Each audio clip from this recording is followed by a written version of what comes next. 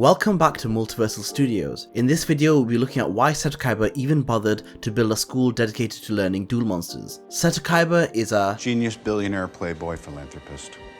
What would incentivize a person who has everything to invest in a school for duelists? Well, it stems from this person, Atem. Kaiba from a very early age was a dueling genius, to the point where he had built up a worldwide reputation and notoriety. However, that was until he was upstaged by Atem, so naturally Kaiba's fame inherently passed on to Yugi as a result of this. Kaiba, who has always succeeded in every venture he set his mind to, realized that he was lacking in that one area, being the second best duelist in the world, so he built an unhealthy obsession with Atem. It's true, I went to a great deal of trouble recreating the Pharaoh's deck, strategies, even his perfectly coiffed hair. In fact, that part is what took the longest. But what does this have to do with building a school? Don't worry, it'll all make sense soon, so make sure you stick until the end of the video. Kaiba suffered many losses to Yugi on the road to overcome him. However, the result at the end was Atem walking into the afterlife, taking his unbeaten record with him. Now in the manga this is even worse, as Kaiba wasn't even present for when Atem left. Now we know little Yugi took on the mantle of King of Games, however in Seto's eyes Atem was always the true King of Games. With Atem gone, Seto became the greatest duelist, in his eyes anyway, with no one else left to challenge him or push him to the limits of his ability. Say what you want about Kaiba, he has a lot of respect for the dueling game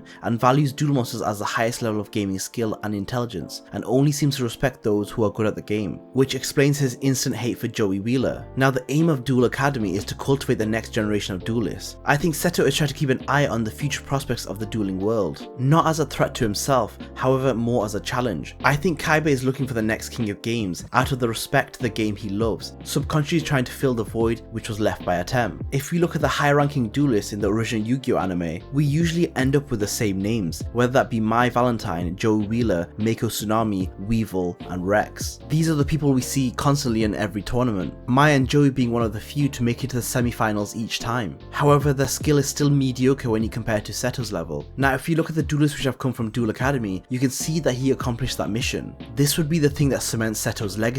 No one will remember his loss to Yugi, but he would be remembered as the person who single-handedly was responsible for the next generation of duelists. Now the actual running of Duel Academy is done by Kagemaru, while Seto Kaiba funded and inspired the project. We can see some of Kaiba's handiwork in the creation of the academy, for example Obelisk Blue, which is created for the best duelists. Obelisk the Tormentor was Kaiba's favourite god card, vice versa for Slifer, which represented Yugi. However, I think Kaiba's involvement in Duel Academy is minimal, because some of its policies I don't think align with Kaiba. Seto is a self-made person and everything he has earned. However, Obelisk Blue doesn't mirror these ideals, as another way to get to Obelisk Blue is coming from a wealthy family and attending fancy prep schools. However, there is an argument for Kaiba's decision to open up Duel Academy as a purely financial one, and another brilliant business move. With Kaiba introducing a school for students, teaching them how to duel, it actually ends up benefiting Kaiba's pockets. You see, what tends to happen is with games, if an individual isn't very good at a game, over time they tend to stray away from it, regardless of how fun it is, as no one likes to lose every game. However, with Kaiba introducing a school which train and helps amateur duelists, they can learn the intricacies and rules of the game. It would not only be motivational, it would also be a big push for them to continue playing in the future. KaibaCorp is the #1 gaming company in the world, so every duel disc or any new advancement in the game would come directly from Kaiba. So Duel Academy is basically producing future customers for KaibaCorp. Every duelist would be naturally using KaibaCorp technology, and the students would continue to do so even after they graduate from Duel Academy, which is great marketing because all the top duelists would essentially be holding a great big KaibaCorp logo on their arm, and that's everywhere they go. Kaiba would create a monopoly in the dueling world, control the duelists, control the dueling economy, and eventually Seto would have enough power where he would own his own SWAT team